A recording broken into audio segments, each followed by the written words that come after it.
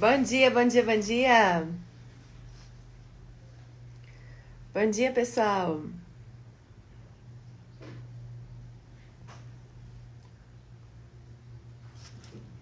Bom dia para vocês, bom dia a todo mundo.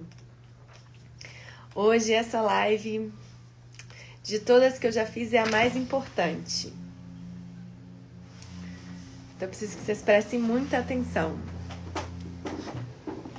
Muito bom dia a todos. Bom, gente, a gente vai trabalhar hoje pelo menos aí umas 3 questões da prova. Hoje ela é muito importante, então tudo que eu falar aqui, presta muita atenção. Eu vou falar de um jeito bem calmo, tranquilo, porque isso aqui vocês têm que lembrar, tá bom? Começando a falar com vocês sobre um tópico do edital, que tá lá escrito fontes do direito previdenciário. Gente, fonte é de onde vem alguma coisa, né? A origem de algo. Pensa aí na fonte de um rio. Acho que eu vou tirar os comentários aqui.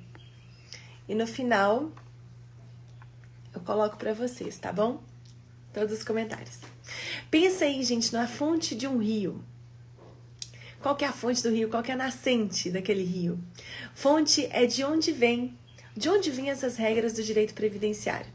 Primeira coisa que você tem que entender que as leis, o direito, né, ele se subdivide em 2 grandes ramos, direito público e direito privado. O direito público é um grande ramo que vai regulamentar a atuação do ente público, do Estado. Dentro desse grande ramo estão várias áreas do direito que tratam sobre a atuação do Estado. Então, dentro do direito público, eu tenho o direito constitucional. O que é o direito constitucional? O direito constitucional, a Constituição, é um instrumento que constitui o Estado. Na Constituição estão definidos quais são os poderes do Estado e quais são os limites da atuação do Estado. Ou seja, direito constitucional está dentro de direito público.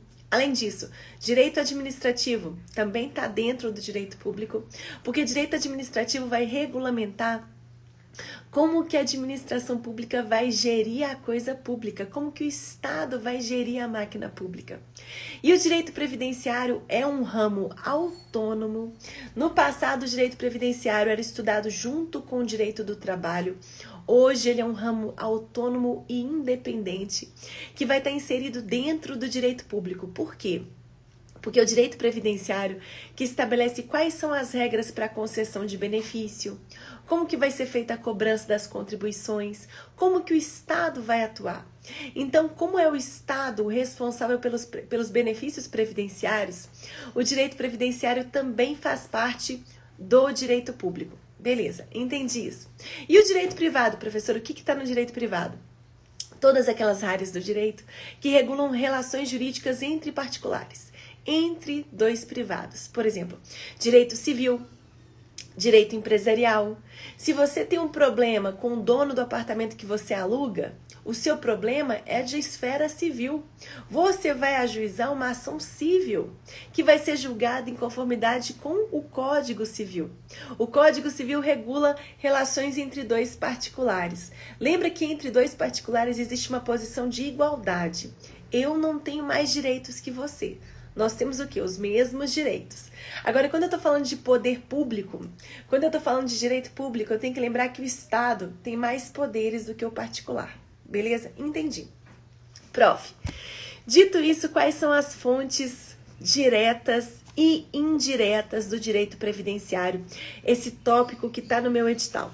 Fonte direta. Lei em sentido amplo. Como assim lei em sentido amplo? Quando eu falo de lei em sentido amplo, eu estou falando da Constituição, das emendas constitucionais, das leis complementares, das leis ordinárias, dos atos normativos. Como assim? Em regra, gente, essa é a pirâmide de Kelsen. Essa é a hierarquia que existe no ordenamento jurídico. Eu tenho a Constituição Federal, que está lá no topo da hierarquia. Abaixo eu tenho as leis complementares, as leis ordinárias, e abaixo eu tenho os atos normativos. O que é ato normativo? Ato normativo, ele vai normatizar uma lei. O ato normativo não cria uma lei, não cria uma obrigação legal. Ele facilita a aplicação da lei. Ele clarifica o conteúdo da lei.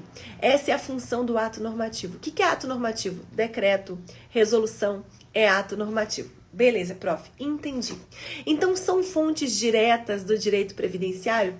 Constituição, leis complementares, leis ordinárias, emendas constitucionais, fontes diretas. E são fontes o quê, prof? Secundárias, né, indiretas do direito previdenciário?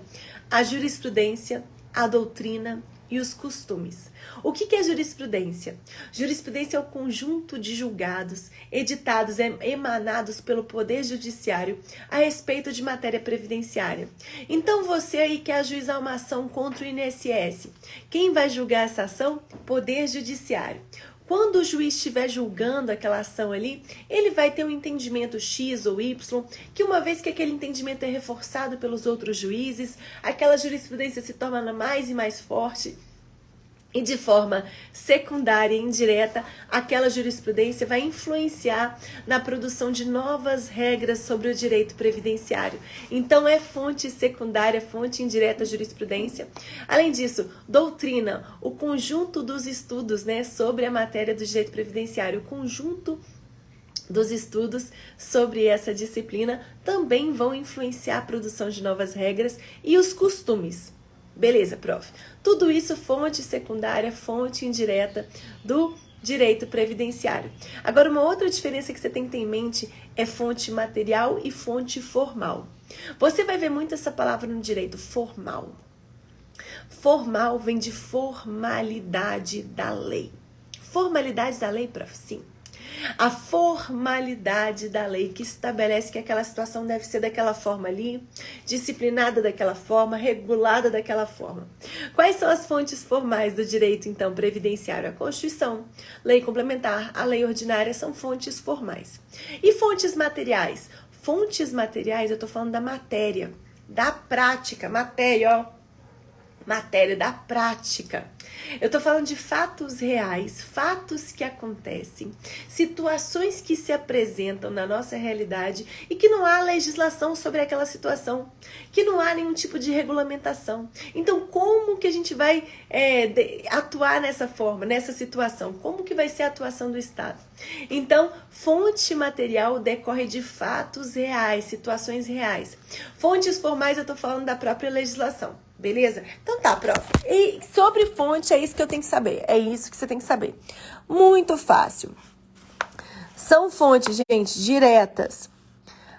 A legislação previdenciária, lei em sentido amplo. Constituição, lei complementar, lei ordinária. Fonte secundária, gente.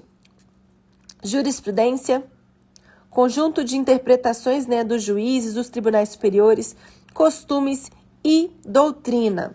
Diferença entre fontes formais e fontes materiais você também tem que saber.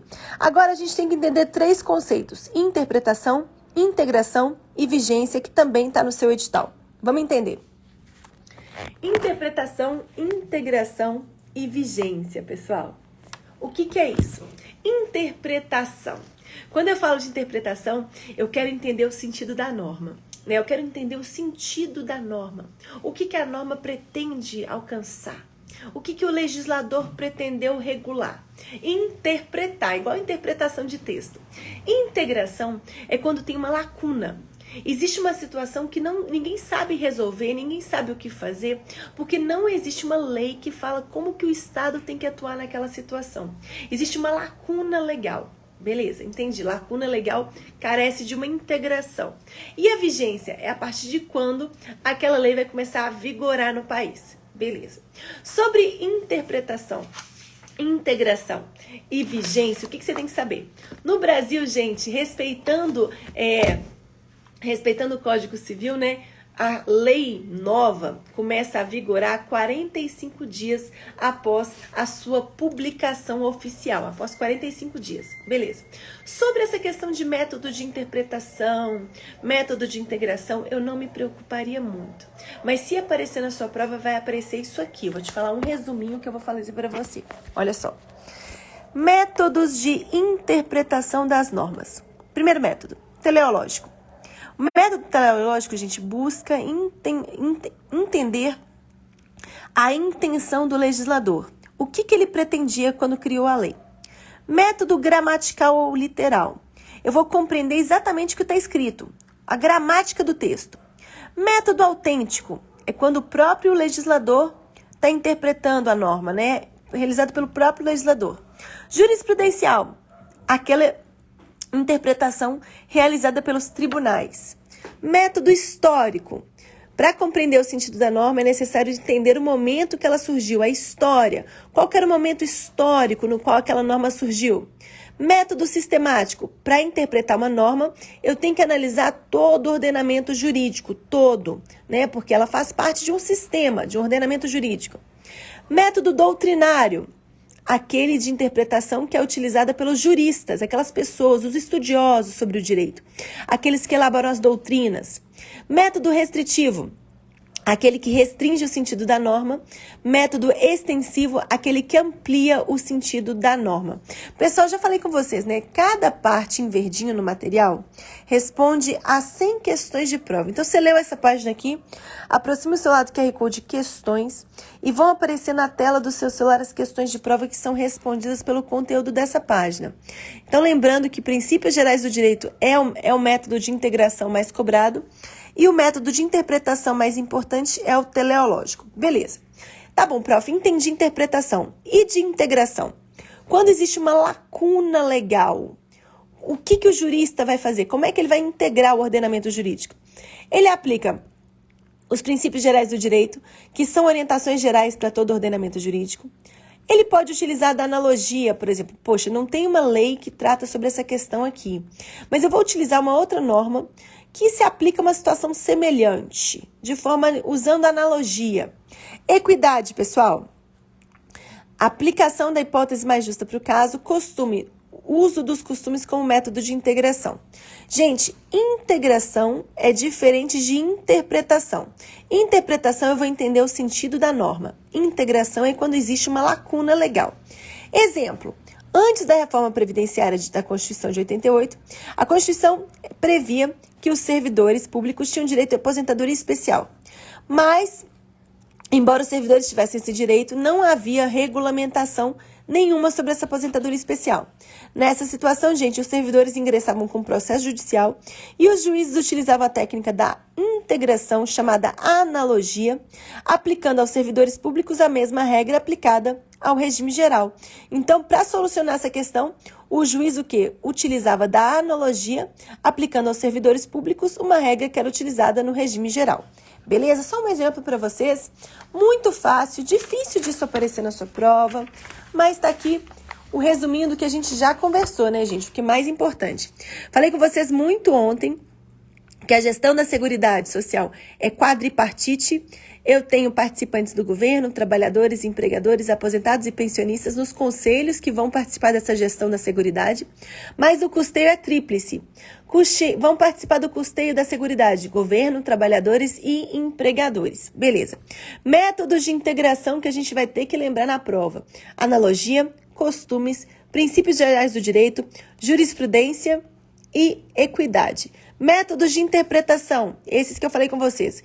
Gramatical, teleológico, restritivo, extensivo, sistemático, histórico, autêntico, jurisprudencial, doutrinário. Tudo isso a gente já conversou. Direito previdenciário é um ramo do direito público. Lembra, fontes do direito previdenciário. Eu tenho que lembrar que a fonte primária são as leis, né, pessoal? Fonte secundária, regulamenta a fonte primária. Eu estou falando aqui dos atos normativos, eu estou falando aqui também da jurisprudência, da doutrina, dos costumes. A gente já conversou sobre esses tópicos. E agora eu vou entrar numa parte mais importante, que vai ser mais cobrada na sua prova. Eu quero falar sobre os regimes de previdência, né, gente? Quando a gente fala sobre previdência, eu tenho que estudar 3 regimes no Brasil.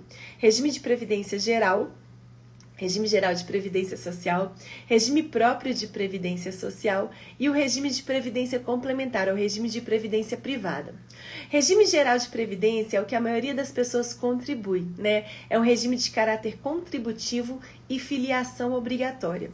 Como assim caráter contributivo? Como assim filiação obrigatória? Você está trabalhando? Está exercendo atividade remunerada? Você está afiliado ao regime geral. Professora, mas eu não estou contribuindo. Você não está contribuindo, você está em débito com o regime geral, mas você está afiliado ao regime geral, sim. Além do regime geral, eu tenho um regime próprio de previdência. O regime próprio de previdência é aquele que é próprio de previdência do servidor. Prof, qualquer servidor contribui para o regime próprio? Não. O que é servidor, gente? Servidor é uma pessoa que ocupa um cargo público. Prof, o que é cargo público? Cargo público é um conjunto de funções públicas, ligadas à administração pública. Só que existem dois cargos públicos que você tem que estudar: o cargo de provimento efetivo e o cargo em comissão. O cargo em comissão é aquele que é de livre nomeação e livre exoneração. Qualquer pessoa pode ocupar um cargo em comissão. Só que ele é de livre nomeação, mas também de livre exoneração. Essa pessoa que tem um cargo em comissão, ela pode perder aquele cargo a qualquer momento. Ela pode ficar sem aquele cargo. Ou seja, não é uma pessoa que vai ficar trabalhando na máquina pública durante muito tempo. Não é. Então, essa pessoa que ocupa um cargo de provimento em comissão, ela não contribui para o regime próprio de previdência. Ela contribui para o regime geral de previdência social. Beleza? Prof, então quem é que contribui para o regime próprio de previdência? Aquela pessoa que tem um cargo de provimento efetivo. Gente, o E de efetivo é E de estatuto e E de estabilidade. É você no futuro. A pessoa que ocupa um cargo de provimento efetivo é aquela pessoa que foi aprovada num concurso público de provas ou de provas e títulos. E depois da aprovação, ela foi nomeada. O ato de nomeação é um ato de provimento, de prover a você um cargo público. Oh, vem aqui assumir esse cargo público. Mas com a nomeação você ainda não se torna servidor. Professora, a partir de qual momento que eu vou me vestir das funções de servidor? Quando você concorda com elas, quando você assina o termo de posse. Com a posse, gente, acontece a investidura. Essa palavra investidura vem de vestir. Vem de vestido. Então você não pode esquecer que com a posse é o momento que você vai se investir das funções daquele cargo público que você está assumindo. Professora, o que está escrito no termo de posse? Está escrito assim que você concorda com as atribuições que você está assumindo, que você se compromete a exercer aquela função em conformidade com um estatuto. Prof, o que é estatuto? Estatuto é a lei da carreira. Existe uma lei para cada carreira, né? Existe uma lei para cada carreira. E você, quando está assumindo aquela função, você está travando com a administração um vínculo estatutário, um vínculo que decorre dessa lei, desse estatuto, dessa lei da carreira. E aí então você vai estar o quê? Você vai estar trabalhando na máquina pública em caráter um pouco mais permanente, sabe por quê? Porque após 3 anos de efetivo exercício e uma avaliação especial de desempenho satisfatório, você vai alcançar a estabilidade. O servidor público estável é aquele que vai permanecer na máquina pública durante muito tempo. Prof, o servidor público estável, ele nunca pode perder o cargo? Pode. Ele pode perder o cargo, mas somente em 4 situações que são difíceis de acontecer. Primeira situação, mediante processo administrativo. A gente tem um processo judicial que corre no Poder Judiciário, mas a gente também tem processo administrativo. Esse processo administrativo corre no âmbito da administração.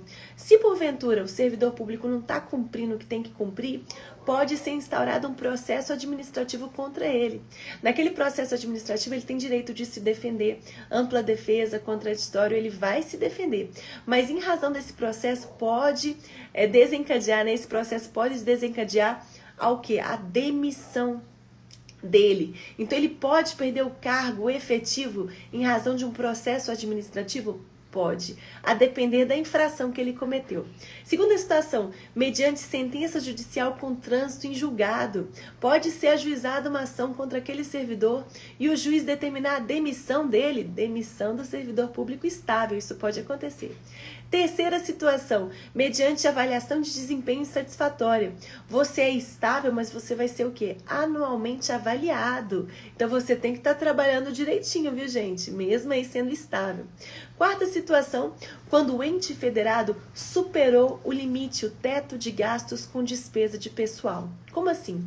Cada ente federado, na lei de responsabilidade fiscal, tem um limite, tem um valor máximo para gastar com despesa de pessoal, tem um valor limite.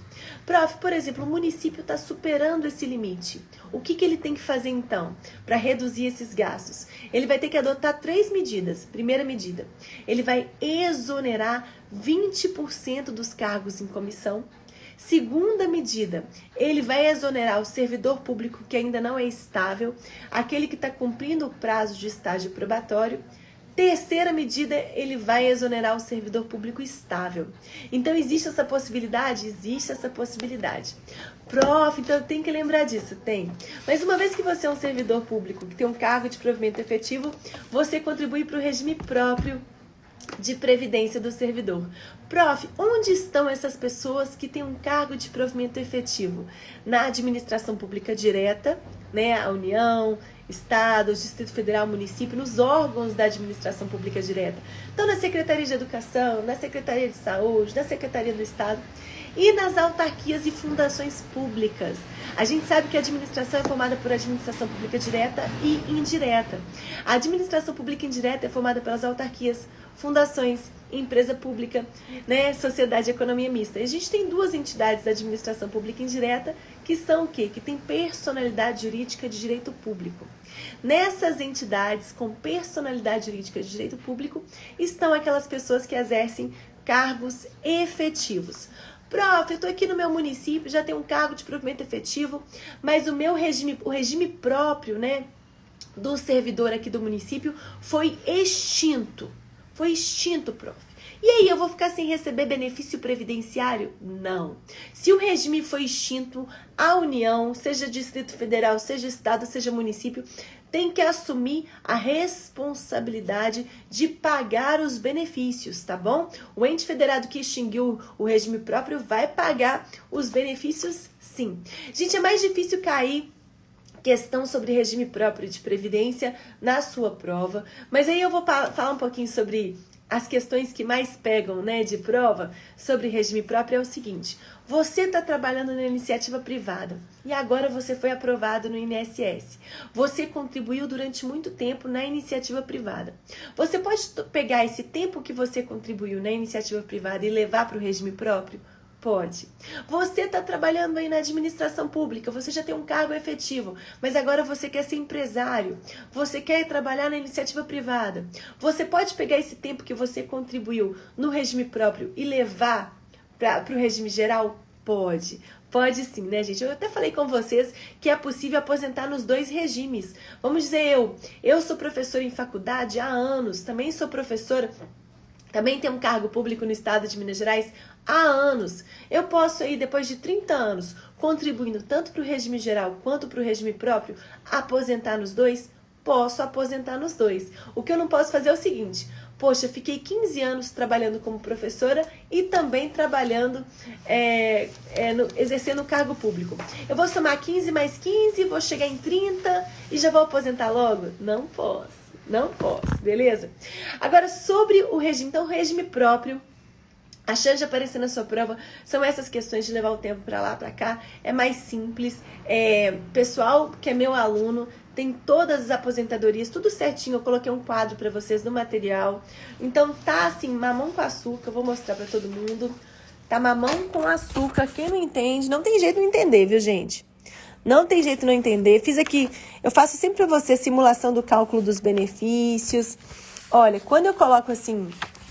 Ai, peraí, gente.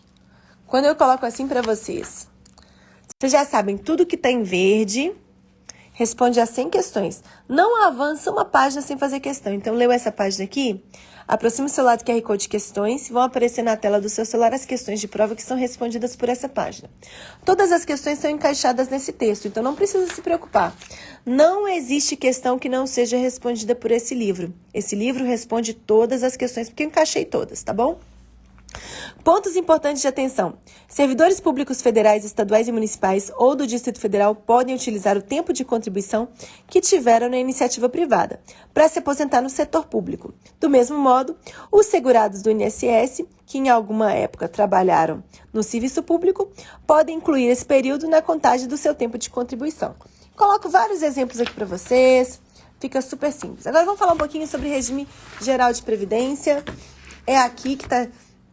Pessoal que comprou ontem, anteontem, não recebeu material, pessoal. Comprou ontem, comprou anteontem, tá chegando. Tá chegando. Tá no correio, né, gente? Tá no correio, tá chegando. Tá no correio, tá chegando, tá a caminho. Vamos lá. Regime geral de previdência social, de caráter contributivo e filiação obrigatória. Como assim? Para a gente receber benefício previdenciário, você tem que contribuir. Prof, quais que são os benefícios previdenciários, prof? O que a Previdência Social está cobrindo?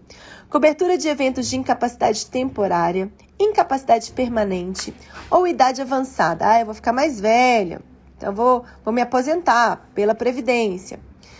Proteção à maternidade. Engravidei, agora eu quero receber um salário maternidade. Previdência também. Proteção do trabalhador em situação de desemprego involuntário. Esse é um benefício que não é pago pelo INSS, mas está assim na legislação. Eu deixei a lei seca para você já irem se ambientando com a lei. Salário família e auxílio reclusão para os dependentes ou segurados de baixa renda. Pensão por morte do segurado homem ou mulher, cônjuge, companheiro e dependente. Esses são basicamente os benefícios, né, gente, quando a gente fala de previdência. Ponto importante. Se você exerce atividade remunerada, você está obrigatoriamente filiado ao regime geral de previdência social. E pode, gente, o quê? E deve, né, realizar o recolhimento obrigatório. Mas algumas pessoas trabalham e não recolhem contribuição. Exemplo, imagina que Diego é médico, tenha consultório próprio e investe apenas na previdência privada. Ele paga aquela previdência que o gerente do seu banco tenta vender para você. Esse profissional, ele exerce atividade remunerada, mas não recolhe contribuição previdenciária. E ainda assim, ele vai estar o quê? Filiado ao regime. Ele está filiado e está o quê? Em débito. Por quê? A filiação é obrigatória e decorre automaticamente da atividade remunerada. Começou a trabalhar, já está filiado ao regime geral. Portanto, se ele não recolhe, ele está em débito. Está devendo. Tá devendo, beleza? Ok, entendi. Agora vamos falar sobre 4 conceitos que vão cair na prova com certeza. Contribuinte, benefícios, segurado, filiação e inscrição. Contribuinte. Pessoal, eu falei para vocês, né, que existem várias fontes, né, da Seguridade Social, mas a principal é a contribuição previdenciária. Prof, quem paga a contribuição previdenciária? O empregador, né, a empresa, e a entidade a ele equiparada. Os trabalhadores segurados da Previdência Social, seja ele empregado, empregado doméstico, trabalhador avulso, contribuinte individual, segurado especial, os apostadores de concursos e prognósticos e o importador de bens ou serviços do exterior. Como assim? Lembra que eu falei com vocês ontem que o custeio da Seguridade é um custeio tríplice? Pessoal, eu tô deixando essas lives aí salvas, vou deixar só até hoje, viu? Assisto a aula 1, 2 e 3, essa é a terceira. Como eu falei com vocês, o custeio da Seguridade é um custeio tríplice. Existem 3 atores que participam do custeio da Seguridade. Empregador, a empresa, trabalhador, né, o próprio trabalhador e também o governo. Só que quando a gente estudou aquele artigo 195 da Constituição, a gente estudou isso um pouco mais detalhado, né? Eu falei com vocês que o empregador contribui sobre a folha de salários, sobre o lucro, sobre o faturamento. Eu falei que quando a gente fala de contribuição do trabalhador, eu tenho que lembrar da alíquota progressiva. Quem ganha mais vai contribuir com mais. Lembra que eu falei com vocês? Eu falei também que o aposentado, quem já está aposentado, não contribui para a Previdência mais, não precisa contribuir. Isso no regime geral. No regime próprio de Previdência, existem algumas situações em que o aposentado continua contribuindo. Isso é pegadinha de prova. No regime geral, gente, presta atenção. No regime geral, o aposentado não contribui. Agora, no regime próprio, existem algumas situações em que o aposentado, mesmo aposentado, continua contribuindo. Falei para vocês também que também é receita, né, que vai custear a Seguridade Social, as receitas oriundas de concursos de prognósticos. Concursos de prognósticos são aqueles jogos de azar, né? Telecena, loteria da Caixa, corrida de cavalo, tudo isso é concurso de prognóstico. E o PIS/COFINS importação. A gente falou muito sobre isso. Então, se todas essas pessoas são obrigadas a pagar o que? Contribuição previdenciária, são elas os contribuintes. Contribuição previdenciária, gente, é um tipo de contribuição social que é o quê? Um tipo de tributo. Beleza. Entendi o que é contribuinte. Prof, e beneficiário? Pessoal, beneficiário, existem duas espécies de beneficiário. Os segurados e os dependentes. Como assim? Quem são os segurados, prof? Segurados é aquelas pessoas que estão contribuindo ali, o trabalhador, o empregado doméstico é segurado, o trabalhador avulso é segurado, o contribuinte individual é segurado. Vou falar para vocês um pouquinho de forma bem detalhada sobre cada um deles, porque é isso que vai pegar na sua prova. Beleza. E os dependentes também são beneficiários? Sim. Por exemplo, vamos dizer aí que tem um Joãozinho é casado com Maria, Joãozinho contribuiu a vida inteira e Joãozinho morreu. Maria é dependente de Joãozinho. Maria vai receber uma pensão por morte? Vai. Maria vai receber. Então, ela também é beneficiária. Então, quando eu falo de beneficiário, eu lembro dessas duas espécies. O segurado, que são os empregados, trabalhador avulso, empregado doméstico, contribuinte individual, tudo isso é segurado. E os seus dependentes. Em algumas situações, os dependentes também vão receber benefício previdenciário, que eu falei com vocês. Agora, entendi já o que é contribuinte, quem tem a obrigação de pagar a contribuição social, a contribuição previdenciária. Entendi o que é beneficiário, que são os segurados e os seus dependentes, e agora eu quero entender o que é segurado. Gente, existe o segurado obrigatório e o segurado facultativo. Segurado obrigatório são esses que eu falei: empregado doméstico, trabalhador avulso, contribuinte individual. Tudo isso é segurado obrigatório. Por quê? Tá trabalhando? Tá exercendo atividade que é remunerada? Vai ter que contribuir. Segurado obrigatório. O segurado facultativo é aquela pessoa que não está trabalhando, mas que está pensando no seu futuro. É, por exemplo, bolsista, né? Aquela pessoa que está ali, estou fazendo estágio, sou bolsista, né? Não sou empregado, mas eu já estou pensando no meu futuro, pensando que um dia eu vou me aposentar, vou ficar mais velho, eu quero contribuir. Eu tenho a faculdade de contribuir ou não. A dona de casa tá em casa, fala assim: ai meu Deus do céu, um dia eu vou ficar mais velha, eu quero meu dinheirinho, então eu vou começar a contribuir. Esse é o segurado facultativo, beleza? E aí que a gente tem que saber um conceito importante, que é filiação e inscrição. Filiação é o vínculo jurídico que você, segurado, estabelece com o INSS, estabelece com o regime geral. Quando você começa a trabalhar no dia 1 do trabalho, no dia 1 que você começou a trabalhar, já nasce a filiação. Prof, mas eu não contribuo. Você pode não contribuir, mas você está afiliado. Se você não está contribuindo, você está devendo. Você está devendo, mas você está afiliado. Beleza. A filiação tem início no momento que você começou a trabalhar. Comecei a trabalhar, já estou afiliado. E a inscrição? Pessoal, a inscrição é aquele ato de fornecer os dados, as informações daquela pessoa para o cadastro do INSS. Quem faz a inscrição geralmente, né, é o empregador. A empresa faz a sua inscrição, né? Ela que tem essa competência de fazer essa inscrição. Agora, no caso do segurado facultativo é diferente. Vai acontecer em momentos diferentes, né? O segurado facultativo, primeiro ele vai se inscrever. Ele vai se inscrever e falar: eu tenho intenção de ser segurado facultativo e tudo. Beleza, ele se inscreveu lá no INSS. Quando é que vai se dar a filiação dele com o regime geral? Quando ele realizar o pagamento da primeira contribuição. Beleza? Então, exemplos para você. E essa matéria vai cair na prova, viu, gente? Olha, Paulo foi contratado para ser vendedor numa loja de shopping. Esse será seu primeiro emprego. Gente, a partir do primeiro dia de trabalho do Paulo, ele já está exercendo atividade atividade remunerada, então ele já está filiado ao regime geral. Beleza, Carla é dona de casa e pretende se inscrever como segurada facultativa no Regime Geral de Previdência Social no ano de 2020. Ela deseja, gente, recolher contribuição referente ao ano de 2018 e 2019, fazendo uma condição de segurada facultativa retroativa. Ela pode? Não. Porque, gente, para o segurado facultativo, não é admitido o pagamento de contribuições relativas ao passado, né? Por quê? Porque no passado ele não tinha feito nem inscrição. Se ela só fez inscrição em 2020, ela vai contribuir a partir da data da inscrição. Ela não pode fazer contribuições retroativas no caso da segurada facultativa. Isso é questão de prova. Isso tem uma chance muito grande de cair na sua prova. Então vamos lembrar aqui esqueminha para vocês. Segurado obrigatório. Prof, comecei a trabalhar hoje, no dia 1. Ih, já está afiliado, ó. Já nasceu o seu vínculo jurídico, já tem um vínculo de direitos e obrigações com o regime geral. Começou a trabalhar hoje? Hoje é a data da filiação.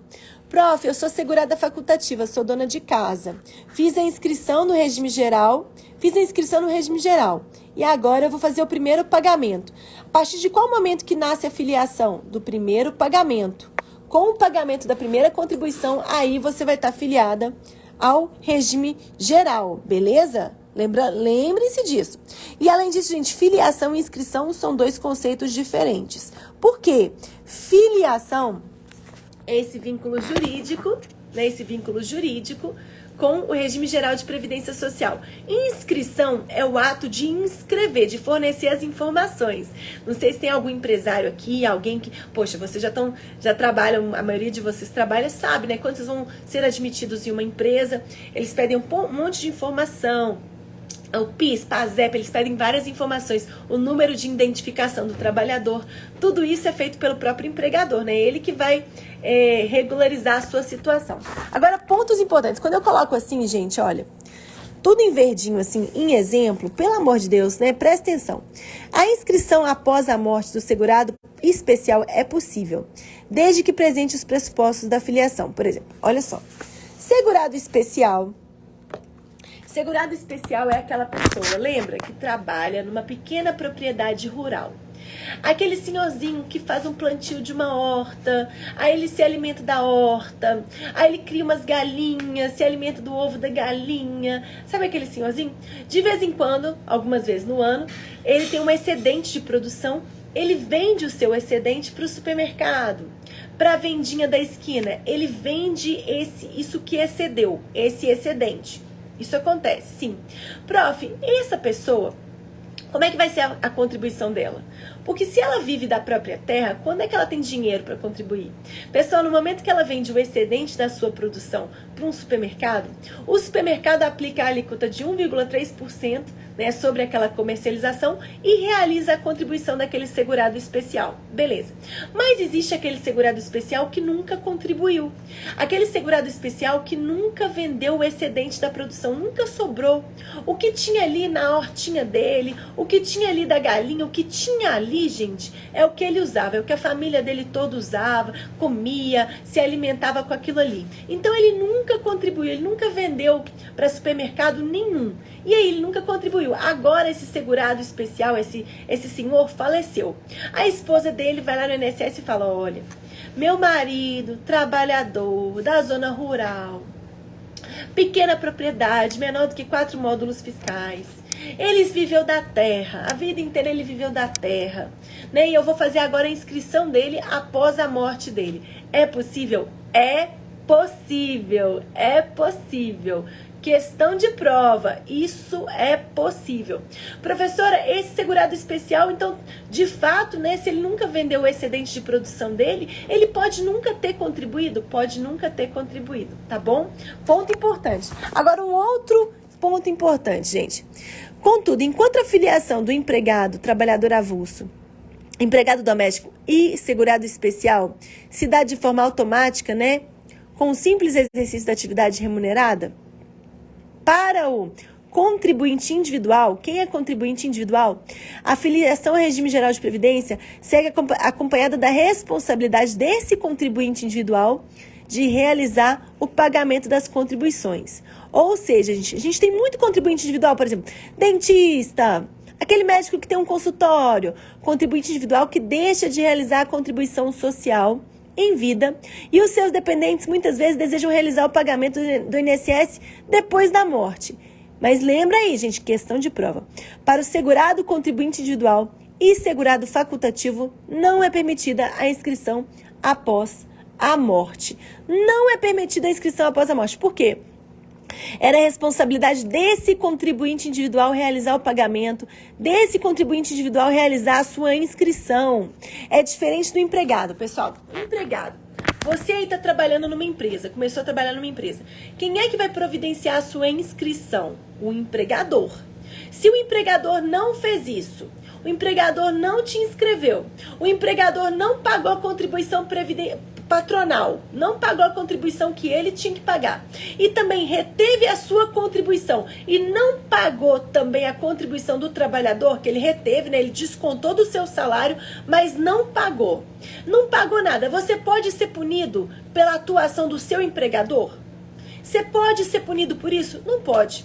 Você aí, se porventura, olha só a situação, vamos falar, João trabalha na empresa de Carlos. Carlos tinha que inscrever João, né, no regime geral. Carlos não fez isso. Carlos não inscreveu. Carlos não pagava a contribuição patronal da empresa e retinha, né, fazia o desconto da contribuição de João, mas também não pagava, não repassava para o INSS. João morreu, gente. E Carlos, que tinha que fazer a inscrição, tinha que pagar, não fez. E aí, João pode ser punido? Não pode. Nesse caso, João pode ser o quê? A família do João pode providenciar a inscrição de João após a morte dele. Aí pode. Agora, com contribuinte individual e segurado facultativo é diferente. O contribuinte individual, por exemplo, aquele dentista que tem aquele consultório dele ali, e realiza suas funções, seu trabalho ali. O contribuinte individual, ele tem a responsabilidade de providenciar o pagamento das contribuições previdenciárias e de promover a sua inscrição. Se ele mesmo não fez, ele morreu, poxa, a família dele não vai poder se inscrever ele após a morte, porque aí a culpa foi dele. A culpa foi dele. Foi ele que tinha que se inscrever e ele que não se inscreveu. Vocês entenderam isso? Isso é bem importante, viu, gente? Por favor, me fala se entendeu. Beleza, prof. Qual que é o momento da inscrição? O segurado... Me fala aí se entenderam, gente. O segurado empregado, o trabalhador avulso, a inscrição vai ser realizada pela empresa. No empregado doméstico, a inscrição vai ser feita pelo empregador. No segurado especial é aquele senhorzinho que trabalha na fazenda pequenininha, você lembra daquele senhorzinho? Ele vai fazer essa apresentação dos documentos que comprovem o exercício da atividade rural. Segurado facultativo é aquela dona de casa que está em casa, ela que vai providenciar a sua própria inscrição, se ela quiser contribuir. Beleza. Entendido? Inscrição, filiação, contribuinte. Peraí, vamos recapitular. Contribuinte, quem tem a obrigação de pagar a contribuição previdenciária. O empregador, o empregado, aquele que organiza um concurso de prognósticos, o importador, tudo isso é contribuinte.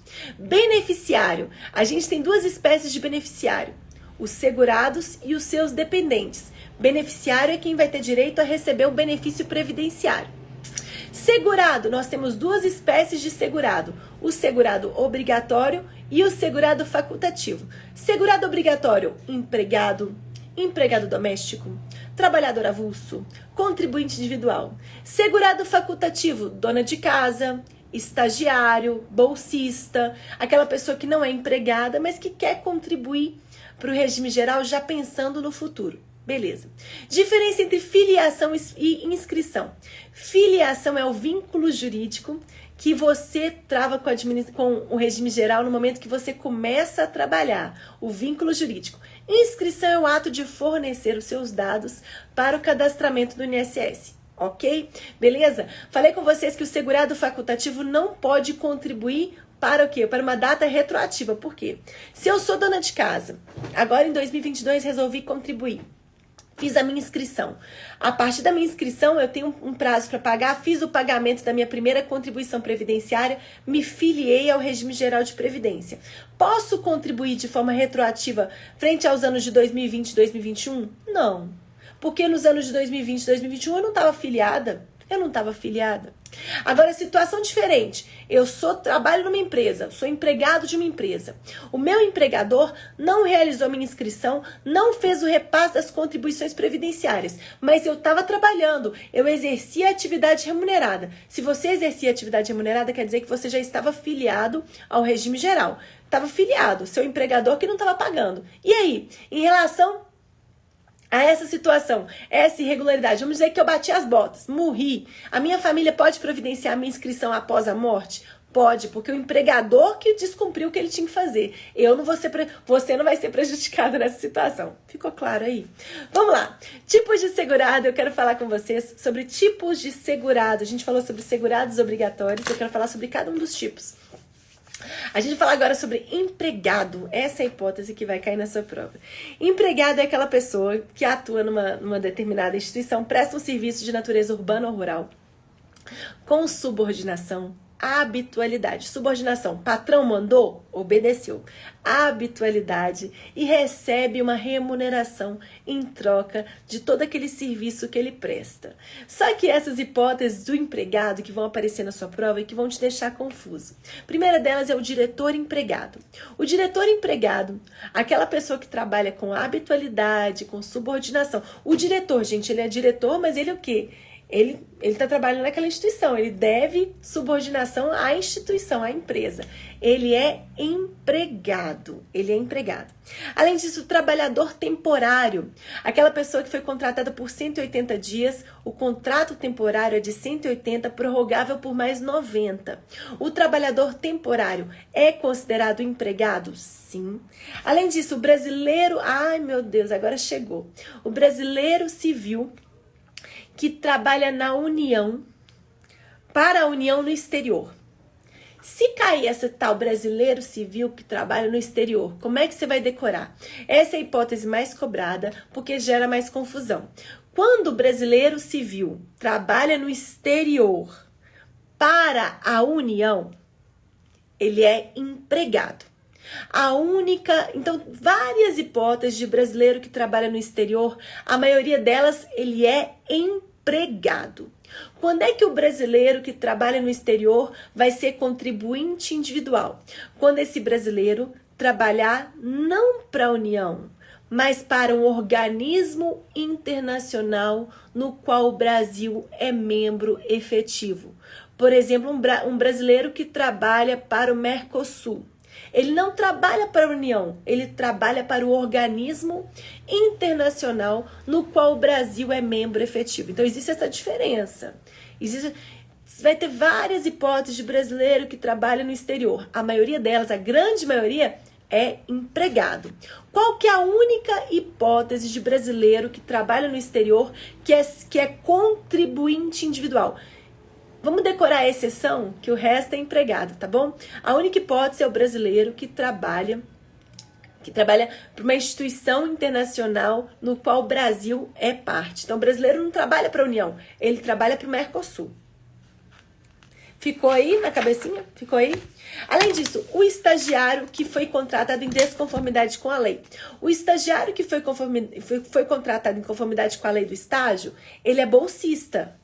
Se ele é bolsista, ele pode contribuir para a Previdência? Pode, mas como segurado facultativo.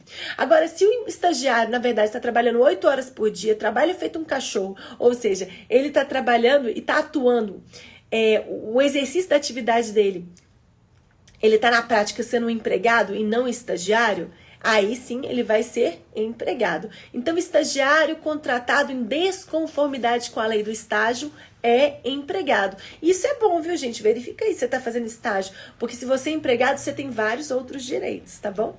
Além disso, o exercente de mandato eletivo, o prefeito, se não houver, né, regime próprio para esses, o prefeito, o vereador, é empregado. Contratado como trabalhador intermitente, empregado, menor aprendiz. Prof, eu posso ser contratado como menor aprendiz a partir de qual idade? 14 anos. Se você foi contratado a partir de 14 anos como menor aprendiz, você é empregado. Prof, eu estou em casa, só fico jogando videogame. Não quero trabalhar como menor aprendiz, mas já estou pensando na minha aposentadoria. A partir dos 16 anos, você pode se filiar como segurado facultativo. Como segurado facultativo a partir dos 16 anos. Tá bom? Beleza. Além disso, brasileiro civil que trabalha para a União no exterior, empregado, servidor da União, gente, que ocupa cargo em comissão, da União, Estado, Distrito Federal, municípios, quem ocupa cargo em comissão, aquele de livre nomeação e livre exoneração, é empregado, tá bom? É empregado, contribui para o regime geral. Quem tem cargo de provimento efetivo contribui para o regime próprio, beleza. Servidor do Estado, Distrito Federal, município, que não está amparado pelo regime próprio. Gente, tem município pequeno, hoje em dia tem essa obrigatoriedade, né? O ente federado tem que instituir o seu regime próprio de previdência do servidor. Mas existem municípios pequenos, menores, que não têm regime próprio. Se não tem regime próprio, aquela pessoa ali que está ocupando um cargo efetivo vai contribuir como um empregado para o regime geral. Então, existem alguns municípios, alguns entes federados que não têm regime próprio, que não instituíram regime próprio. Se não foi instituído o regime próprio, aqueles que ocupam cargo efetivo nesses entes federados vão contribuir para o regime geral como empregados. Além disso, no passado, nós tivemos um período em que era possível, né? Por exemplo, em autarquias e fundações, nós tivemos um período em que era possível ter tanto o servidor que tem cargo de provimento efetivo, quanto empregados públicos atuando nas autarquias e fundações. Essas pessoas, né, empregados públicos que atuam nas autarquias e fundações, em decorrência dessa mudança legislativa que aconteceu, elas também vão contribuir para o regime geral como empregadas. Beleza? Essas são as hipóteses que mais aparecem nas provas. Por favor, manda dúvida aí. Agora eu vou responder a dúvida para vocês. E vai cair muito contribuinte individual, mas eu vou falar amanhã com vocês, tá bom? Não tem... Quando eu posso, viu, galera? Pontos de revisão, olha só. Nós falamos que beneficiários do regime geral, segurados e dependentes. Os segurados são obrigatórios e facultativos. Segurado obrigatório, empregado, empregado doméstico, contribuinte individual, trabalhador avulso, segurado especial. A inscrição, gente, do segurado empregado e do trabalhador avulso vai ser efetuada pela empresa. A inscrição do empregado doméstico pelo empregador doméstico. A inscrição do segurado especial, ele mesmo vai apresentar os documentos que comprovem que ele exerce atividade rural. A gente falou sobre muitos conceitos nessa aula, né? Foram muitos conceitos. Vou mostrar para vocês mais alguns esqueminhas. Esquema ajuda, né? Eu deixo esses esquemas para vocês revisarem antes da prova, viu, gente? Eles ajudam, eles salvam vocês. Salvam. Pode mandar alguma perguntinha aí. Todo mundo aprendeu tudo? Todo mundo tá craque? Tudo mesmo? Ó. Quando eu falo de segurado obrigatório. Segurado obrigatório, empregado, empregado... A gente vai falar de cada um deles, viu? Empregados, empregados domésticos, contribuintes individuais, trabalhadores avulsos, segurados especiais. Quando aí eu fiz um esqueminha aqui pro síndico. Amanhã a gente vai falar sobre esse esqueminha aqui do síndico. Segurado especial, produtor rural, seringueiro extrativista, pescador artesanal. Inscrição, automaticamente com exercício... A gente já falou sobre filiação, né? Automaticamente com exercício da atividade remunerada. Para os segurados facultativos, a filiação acontece após a inscrição formalizada e o pagamento da primeira contribuição. Galera, no final do livro, eu mostro para vocês quais são os artigos mais cobrados e a lei seca mais importante. Os artigos mais cobrados e as frases que respondem maior número de questões.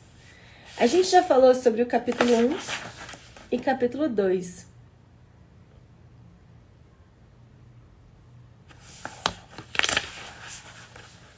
A gente ainda vai falar muito sobre contribuinte individual. Sobre o capítulo 1, né, galera? A gente já falou, mas eu vou falar de novo. Essas são minhas apostas para a prova, né? Quem tem o material tem muito mais completo, né, galera? Lógico. Ai, meu Deus, tá difícil aqui de colocar. Artigo 195, artigo 194, artigo 16 da Lei 8.212, artigo 196, artigo 9º da Lei 9.717, são os artigos mais cobrados do primeiro capítulo. Leia os artigos, aproxime o celular do QR Code de questões e vão aparecer na tela do seu celular as questões de prova que são respondidas por esses artigos aqui. É assim que você tem que estudar a lei seca, com questão, viu? Também é artigo muito importante, artigo 6º, decreto 3.048. Esses são os artigos mais cobrados do capítulo número 2. Leiam. Aproxime o seu lado QR Code de questões. E façam as questões. Galera, dúvidas? Como comprar um livro? Pessoal, eu tenho uma boa notícia para vocês. Corri aqui em Belo Horizonte, fui em tudo quanto é gráfica, a gente vai conseguir lançar mais alguns exemplares, a gente vai conseguir imprimir mais, vamos lançar nos grupos. Sexta-feira, depois de amanhã, a gente vai lançar mais uma turma, porque o pedido de vocês foi muito grande e a gente vai conseguir atender mais pessoas. Quem quer o material, entre em contato no direct, que a minha equipe vai atender vocês. Não tem horário fixo, gente. Depende muito da minha rotina. As lives estão salvas aqui no meu perfil. Vou deixar salva até o final do dia, tá bom? Aproveita. Vou deixar essa live salva aqui até o final do dia. Vou tentar fazer live todo dia. Vou tentar pra gente fazer esse projeto aqui revisando a matéria. Combinado? Não queria perder os 30% de desconto. Entre em contato no direct, querida. Entre em contato no direct que a gente atende você, tá bom? Com desconto. Gente, um beijo grande pra vocês. Amanhã eu tô de volta, combinado? Tchau, tchau.